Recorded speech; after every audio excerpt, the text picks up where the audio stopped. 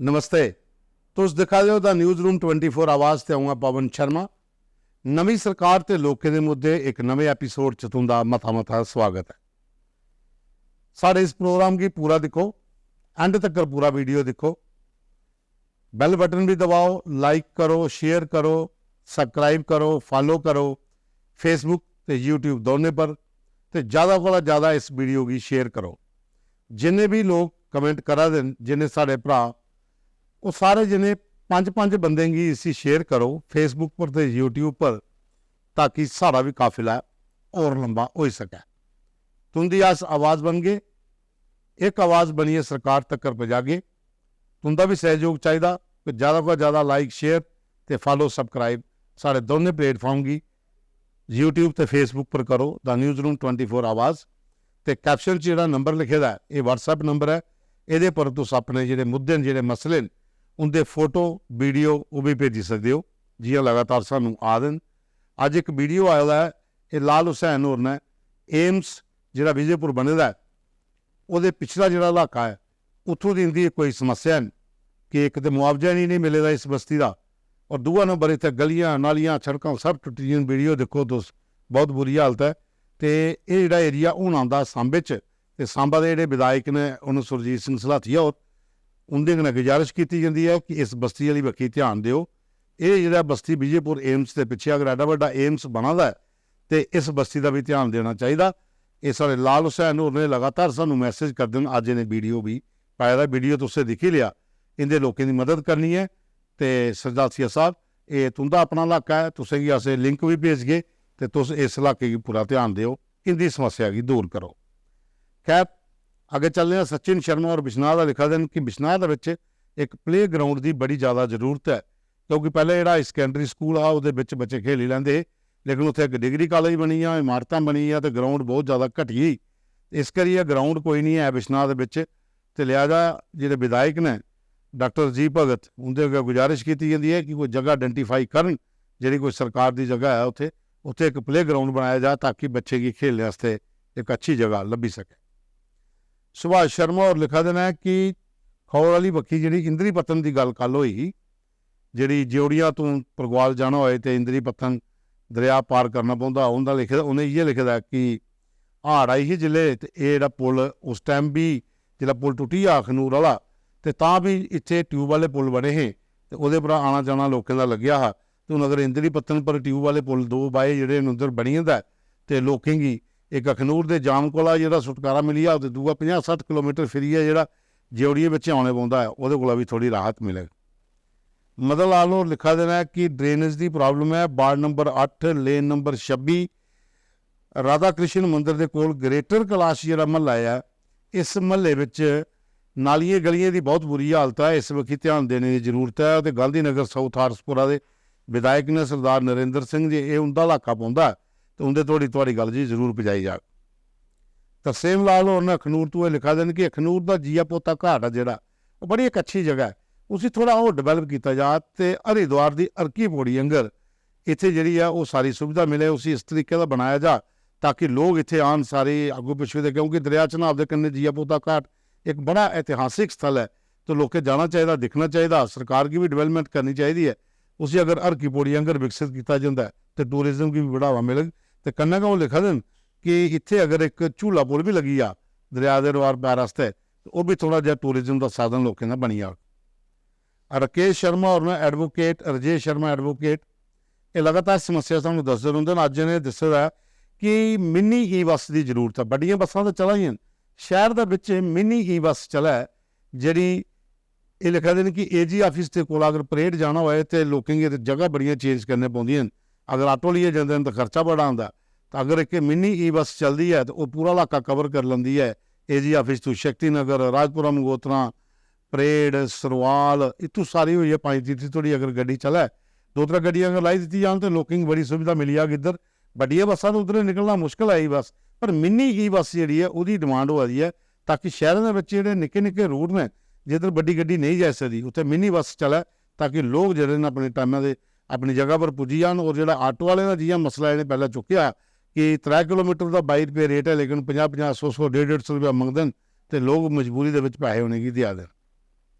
ਉਹਦੇ ਬਾਅਦ 'ਚ एक और सानू मैसेज आया था, इनकी ID है यूट्यूब पर आर्मी का दीवाना 233 ना नहीं है इनका।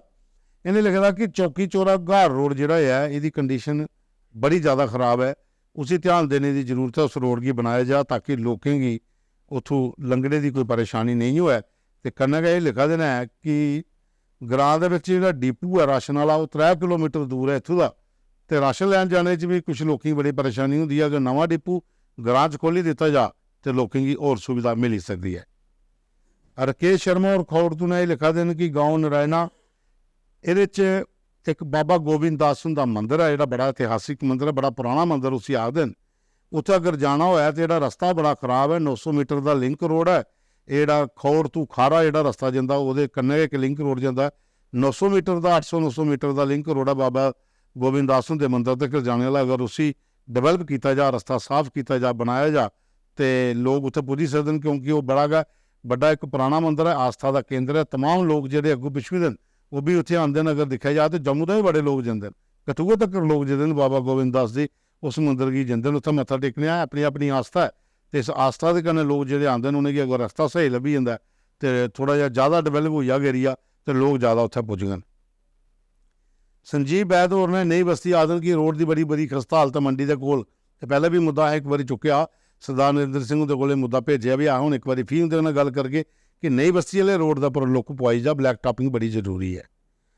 उसदे बाद च बिश्नाह पिरथीपुर तो लिखा देना है जय सिंह, बिशन दास ते कृष्ण सिंह नंबरदार, ये 3 लोगों का सेम कमेंट है कि 2007 च बंदोबस्त का जो मुद्दा उसी जिहड़ा है उस मुद्दे की दोबारा चुकया जा, ताकि लोगों की बड़ी प्रॉब्लम आ रही है उत्थे KCC सर्टिफिकेट बनाने होंदे न, उहदे वास्ते बंदोबस्त होना बड़ा जरूरी है। 2007 का तो पटवारी तो तहसीलदारें कई बार अस मिली चुके हैं, उत्थे कई बार उहदे नाल गल भी की है कि 2007 का बंदोबस्त जिहड़ा उसी एक बार परतिए गौर किया जा, उसी देखा जा, तो इस मुद्दे पर रेवन्यू डिपार्टमेंट जिहड़ा वो ध्यान दे। ये पहले भी मुद्दा एक बार आया था जी।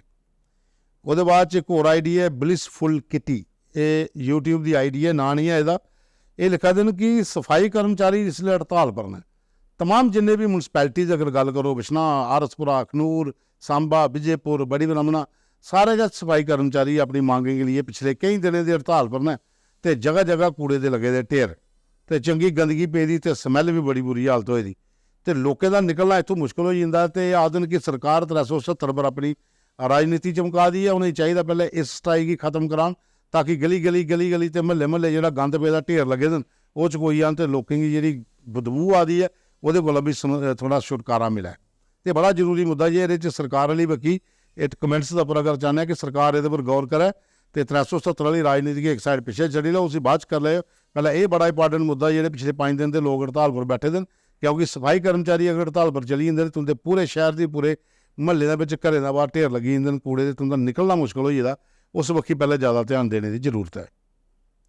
उसके बाद जनकार चंद होर ने यह लिखा था कि मैं तुंदा प्रोग्राम कलकत्ते बैठिए दिखा दा, तो उत्थों कुछ मुद्दे मेरे ग्रां के जोड़े उत्थों लिखा देने, आखा देन कि पंजतूत ढोक जिहड़ा है पंचायत, इत्थे एक पंजतूत ढोक ग्रां जिहड़ा ਉਹਦੇ 'ਚ एक पंचायत घर का निर्माण पिछले 10 साल पहले शुरू होया, माता सारा पैसा वो पर लगी भी गया, लेकिन वो बिल्डिंग इ'यां खड़ोती दी है, पूरा काम नहीं होया, तो उसी जल्दी को जल्दी उसी पूरा किया जा।